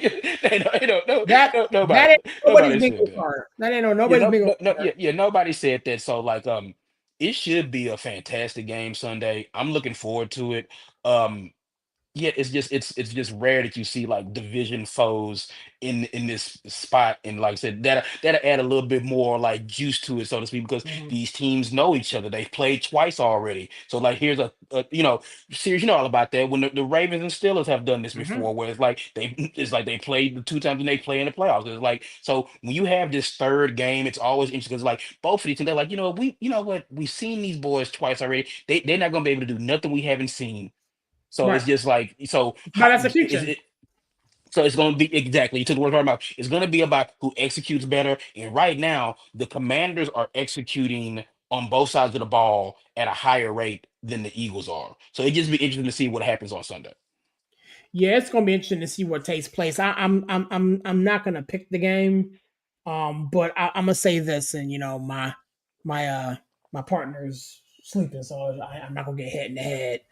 Um, it wouldn't shock me one bit if the Commanders go into the link and win this ball game.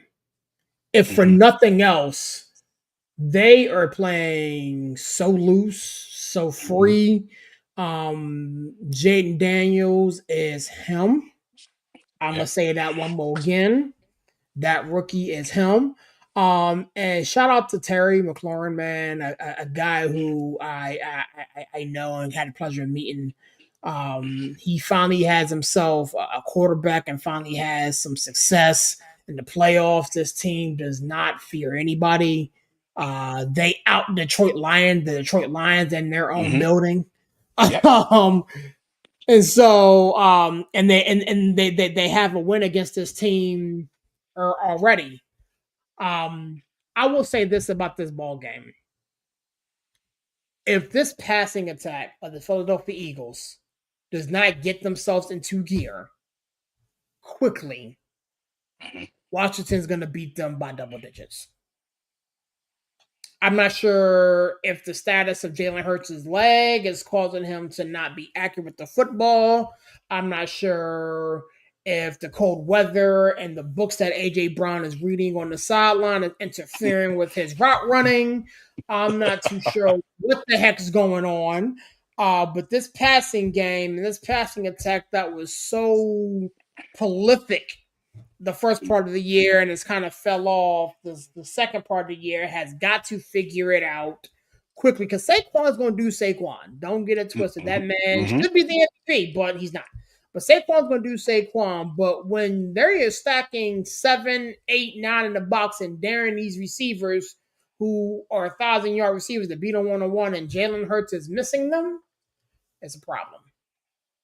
And I honestly think that that's where this game's going to be because Jaden Daniels ain't missing. He's throwing dots to people with their with the eyes being poked out. He's just dropping them in the Hmm. bucket. Hmm. Um, and so it's going to be interesting to see how this game turns out. Again, I'm not going to pick it, but it wouldn't shock me if Philly lost it. Larry, talk to me, my guy, and then we're going to get out of here. I mean, I think Washington they played a good game going into Detroit. I just when I watched the Detroit game, I just think Detroit just had too many things going on. You coming off that bye. We talked about it in college. It was like, oh well, all top seeds are at the bye, they lost. And I feel like that's the coach's responsibility to get that team ready, right? But then it was like now they were just coming off the bye, they missing all these defensive players. But then it was like they tried to, reintegrate Montgomery back into the offense. It's like Detroit they would hey, just say it like that, they were doing too much. They were doing too much and they were going against a hot team, and the hot team ended up beating them. Jaden Daniels, they played good. I ain't gonna say that Washington had the excellent game plan against them. Because Detroit was literally putting up like 40 points on boys. They played good enough. Jared Goff made some crucial mistakes, man. Like, dude, what was your head at? Was it rust or what? And that was my thing. I was like, when I go into that game, I said, we know how Detroit's defense is, and Washington can score. I was thinking if it was a one-score game, because I was thinking more offense from Detroit, and I was like, well, hell, if it's come down to it, Washington could beat them, and Washington could pull it out because they've been, pulling out these miracle games. So I was one that I said Washington. I was expecting Washington to win this game just because Detroit, they were just walking dead on defense, and they was gonna have to outscore them. So we'll see. I'm gonna put it like this, and I don't know what the condition is gonna be. I'm gonna root for Jalen Hurts, because we've all said it. He's Houston adjacent, but I'm gonna give him his Houston card, his passing card. So when I watched that game, I was thinking to myself, I'm like, well, is it the snow, or is it that he's off? He missed that concussion. And Jalen Hurts is one of those guys that, if you notice, like, he'll have these games like this and then he'll bounce back.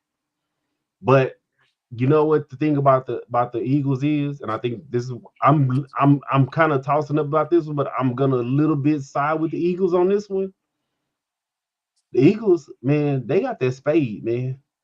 They got that king, that spade up their sleeve. And Saquon, bruh, every single time you think you got them Eagles down, Saquon is busting boys in their head.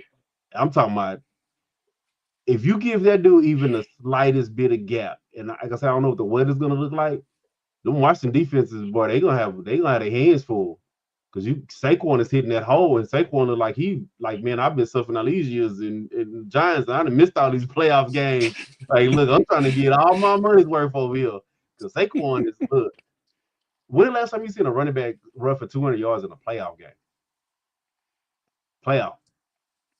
He was the first one to do it, since like 1995 or something? Yeah. It's crazy. Dude, Yeah. yeah, Saquon, like I say, he should definitely be in an MVP race, because he's been that ace up their sleeve. When the passing game ain't working, give it to Saquon. The defense, Jalen Carter, man, it's a bunch of teams that probably like, how the hell we let that dude slip? Well, That brother fell. I mean, why he slipped, but we know I why he mean, fell, but but like, it's dude with character concerns, but they like, I think he was slid down to like 12, and I think, yeah, man, everybody he in their so mind, he didn't slide down to, like, yeah, but it's like, this is the guy who, before all that happened, people think about him going number one. one, So I yeah, mean, like, yeah, so yeah. But I mean, if you think about it though, like, real talk, that defense is like, people keep saying it, but like, how do all these players, Howie Rosen, get all these players, right? And that Eagles defense has been good, like great in keeping them in these games. Man, Mitchell, I don't know if he's gonna play because I know he got hurt too. Cooper DeJean, Slay, dude, Carter, Bomb was a special teams player. That dude is on every tackle. Like, everywhere. It seemed like it's three of them out there. He's just yeah, everywhere. Yeah. yeah, he's like everywhere, dude. Like that defense. I put like this: that defense is playing good enough. I ain't gonna say they need to stop Jaden Daniels, but they can contain him enough, keep him in the game. And hey, they got that wild card over there, bro. And Saquon, man, hey, Barry, if he was on the show, he gonna say, man, we wouldn't look. Saquon, hey, look, you ever? I'm gonna put like this, man.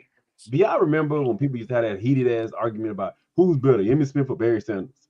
And I'd be like, Yeah. man, Barry Sanders had that Emmitt Smith had 8 Pro Bowlers and he was 9 yards down the field before you get touched, and Barry dodging dudes 3 feet behind the line and all this other stuff, right? Mm-hmm. Saquon is looking like Barry Sanders with Emmitt Smith's line. Real talk. He working. He working. People used to Yeah. literally debate that. He is looking like he's running behind Emmitt Smith's line with all of Barry's moves and all of Barry's. You know how Barry was? You give Barry a little gap and you looking at his eat my dust. You looking at him Mm-hmm. about 90 yards down the field. And Saquon is like that, man. And I think that's going to be the determining thing is if they can. I don't think it's going to come down to the passing game because the Eagles, they can win with bad passing games. Mm-hmm. They can do it. But Saquon gonna have 203 yards and 2 touchdowns, and it's gonna be one of them games where I hate to say it, the Eagles can win a game and muck it up. They can tush push 4 touchdowns. We've seen them do that. I think the thing is though, if the Eagles win this ball game, it's gonna be low scoring. Yeah, You're not gonna win a shootout with the Commanders right now because no, they have here's the thing, we all understand why we don't touch the stove because we know it's hot. We've been burned before. This Commanders ball club doesn't know they shouldn't be here yet. no. They don't know. And while they are on this magic carpet ride, they got themselves a quarterback who may get his team to a Super Bowl before Lamar. I mean, you got to think about this too, serious though. It's a lot of dudes on that. It's a lot of dudes on that team too that was part of that Eagles team that lost to the Chiefs. It's a lot of dudes that got experience over there too. So I'm like I said, I'm not gonna take nothing away from what Washington's doing because what they're doing is amazing. Now, I will say this, and I don't know if you guys are the same way I am. I'm not a fan of these teams that are interviewing other coordinators while their teams are in the playoff run. Because if you notice, it always kind of takes away from them being fully dedicated to their game plan. And then now it's like ever since Jason Garrett's been coming up in these Cowboy talks. I mean, Kellen Moore been coming up in these Cowboy talks, and he's interviewing with them and stuff. If you notice, their offense have not been the same. Ben Johnson, like Steve said, Ben Johnson was already gone. Like I feel like, man, it's one of the things where you should not even be able to talk to this team until their season is over with, because I feel like that's a distraction. I feel like if you're preparing a game plan and you're in the office 16 hours of the day and you got to take 2 hours out of your day to interview with a team, that's taken away from you scheming up your game plan. Not And even 2 hours, man. These coach interviews be 5, 6, 7 Yeah. hours. yeah, So dude. I'm not a fan of that, bro. I just feel like it takes away from that team having their coordinator be fully focused on that team. And we always talked about on the show, coordinators matter. Coordinators do matter, especially at this time of year. Coordinators really do matter. Like if you think about it, the Lions, and I'm not, like I said, the Commanders played a really good game. But if you think about it, Ben Johnson had like 10 interviews one week. Like 10 interviews, and then Glenn had like 5 interviews. Like, dude, what the hell? How are y'all taking away these dudes' times in the middle of a playoff run? I'm not a fan of that. Yeah, it's going to be interesting to see how this game shakes out. But I It gotta ride is. with my H-Town quarterback, man. I can respect it. I mean, this ball game is the first. Actually, yeah, it's the first of two on Sunday. It's gonna be fun, man. We may have to do another video or something like that. Or jump on another show to talk about this before next week. But with that being said, we have reached the tail end, gentlemen. We lost 2. We are the last 3 standing, man. Coach, you know what to do, man. Give me a plug and a color. Get out of here. All right, once again, another successful boardroom meeting. If you see the link, share the link. I mean, it's just that simple. Look, guys, I have to say this. Um, I'm just gonna go out and say it, and I feel like I might get in trouble for saying this. I doubt it. But I'm gonna go ahead and say this now. But it's it's cold. it's very, very cold here in Pittsburgh and pretty much the whole world and stuff like that. Um, it just seems like there is a shift going on. Um, make sure to at this time during these uncertain times, um, just keep the fact that you know that no matter what happens, God is good. All the time. Okay. Water is life. Make sure that you're drinking your water, stay hydrated, even when it's cold like this. 'Cause we inside by the heater, stuff like that. Make sure you drinking your water. And of course, y'all know what time it is. Get them dubs up. Wu-Tang is for the children. Peace. Thank you so much, Coach, man. Pleasure sharing the space with you. Larry, you know what to do, my guy. Give me a plug and a close out. Shut it down, big homie. Oh man, you know I always say the same thing, man. It's been a pleasure, man. We had the whole boardroom in for a minute, man. But you know, if y'all been watching the show, when one man go down, man, we like a team over here. The next man up, we'll hold it down. We hold down the fort, keep giving y'all good content. Uh, I want to say this because I know we kind of used to talk about like little things that are happening in sports. We haven't even really talked about the fact of the matter because there's so much things going on in sports that under the radar, Alex Ovechkin is 21 goals from breaking a record that we would thought that we would never ever see broken in nobody's lifetime. Like this dude, Obi balling, man. yeah, like people was on Sid the Kid, but I was always a Alex O fan. I was always a Ovechkin fan. But you know, at the time he had that rivalry with Sid the Kid. But like, dude, like it is so under the radar that this dude is gonna break one of the most unthinkable breakable records in sports. And at some point, we're gonna have to sit down and talk about it. I know Chandler CK, he's gonna want to sit down and talk about it. But yeah, dude, we distracted with a whole lot of stuff that's going on right now. But yeah, that dude is literally about to break a record that we thought we would never seen broken ever. Right. Yeah. But I hope he gets to it. We'll see what happens. You know, I've always been a Wayne Gretzky fan, but you know, if his record get broken, it get broken. And he's been a class act about his record being broke the whole time too. So yep. But as I say, always a pleasure, man. Peace, man. I'm out. Yes, sir. Yes, sir. Thank you so much, Larry, for coming by, kicking it with us, man. As I always say, it's your boy Sirius, repping that 412 and the 703, man. It's such a privilege to do this show every week. Definitely thanks everybody for checking us out, man. As I always say, we're all over the place: Facebook, Instagram, Twitter, TikTok, Spotify. We're doing big things in big places, man. Shout out to my friends at 950 Thoughts for partnering with me. I love that partnership with those guys. As a matter of fact, Aaron, who is a big contributor over at that show, is releasing a wrestling video for us coming out probably Thursday. Speaking of wrestling, man, we have a slew of wrestling content coming to you guys this week. Everybody from Villain, myself, my nephews, the queen of our wrestling show, Miss Stacy's going to do one. Avery, which is Villain's daughter, did one, man. It's awesome, man. We love bringing that content to you. Definitely check out what we got coming up next week. I think I'm gonna get the fellas been here probably on Monday, and we're gonna have to talk about the Steelers. We're gonna have to talk about the Steelers. So I'm gonna try to get the guys in here on Monday. Then we're back in there on Tuesday. I'm gonna talk with the fellas, man. A launch pad may come before I mention the previous launch pad. So I love bringing you guys content, man. But with that being said, I'm in the show like this.